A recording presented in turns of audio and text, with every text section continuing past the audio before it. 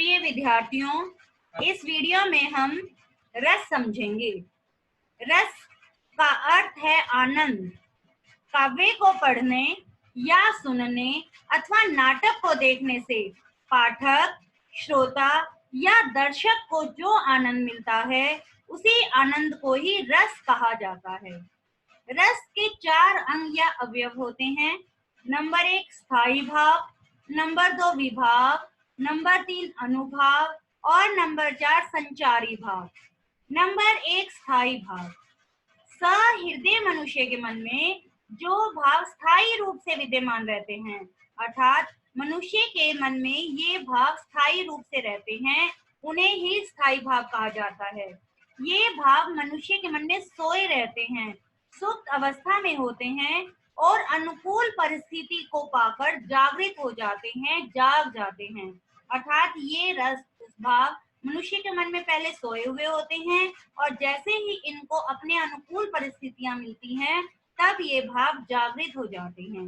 इनकी संख्या 9 है और प्रत्येक रस का एक स्थायी भाव होता है। जैसे स्थायी भाव है रति और इसका रस का नाम है श्रृंगार रस। अर्थात श्रृंगार रस से हमें रति स्थायी भाव की अनुभूति होती है।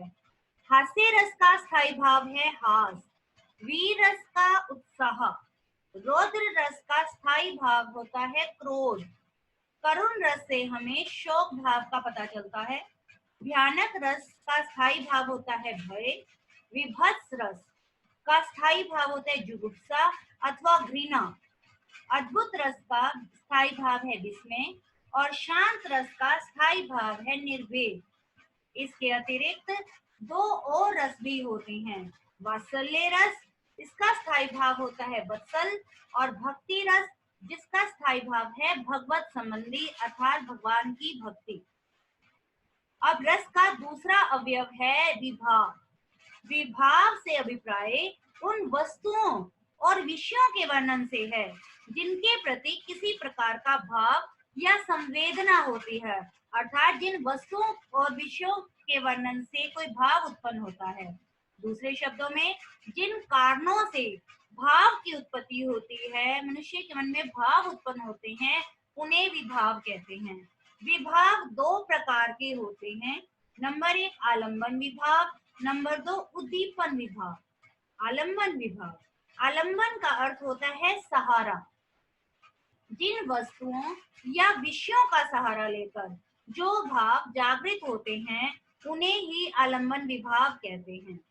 अर्थात ये भाव किसी वस्तुओं और विषयों को देखकर जागृत होते हैं, इन्हें हम आलंबन विभाव कहते हैं। जैसे नायिका के प्रेम को देखकर नायक के हृदय में भाव जागृत हो जाना। जब किसी नायक ने नायिका को देखा तो उसके मन में जो भाव जागृत हुए उन्हें आलंबन विभाव कहते हैं। जैसे शकुंतला को देखकर दुष्यंत के हृदय में प्रेम के भाव का जागृत हो जाना। यहाँ पर शकुंतला और नायिका ये दोनों ही आलंबन विभाव है। अब आलंबन विभाव के 2 भेद होते हैं। नंबर 1 आश्रय और नंबर 2 विषय।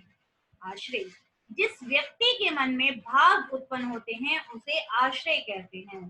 जैसे उपयुक्त उदाहरण में शकुंतला को देखकर दुष्यंत के मन में प्रेम भाव जागृत हुआ है, अतः यहाँ दुष्यंत आश्रय है। और विषय, जिस वस्तु या व्यक्ति के लिए आश्रय के मन में भाव उत्पन्न होते हैं उसे विषय कहते हैं। अर्थात आश्रय के मन में किसी वस्तु या व्यक्ति को देखकर जो भाव उत्पन्न हुए तो उस व्यक्ति या विषय को ही विषय कहते हैं। जैसे उपयुक्त उदाहरण में शकुंतला को देखकर दुष्यंत के मन में प्रेम भाव जागृत हुआ है, अतः यहाँ शकुंतला विषय है। इस प्रकार हमने समझा कि दुष्यंत आश्रय है और दुष्यंत के मन में शकुंतला को देखकर प्रेम भाव का उत्पन्न होना विषय कहलाता है, शकुंतला विषय है। उद्दीपन विभाव, आश्रय के मन में जो भाव उत्पन्न होते हैं उन भावों को उद्दीप्त करने वाले विषय की बाह्य चेष्टाओं और बाह्य वातावरण को उद्दीपन विभाव कहते हैं।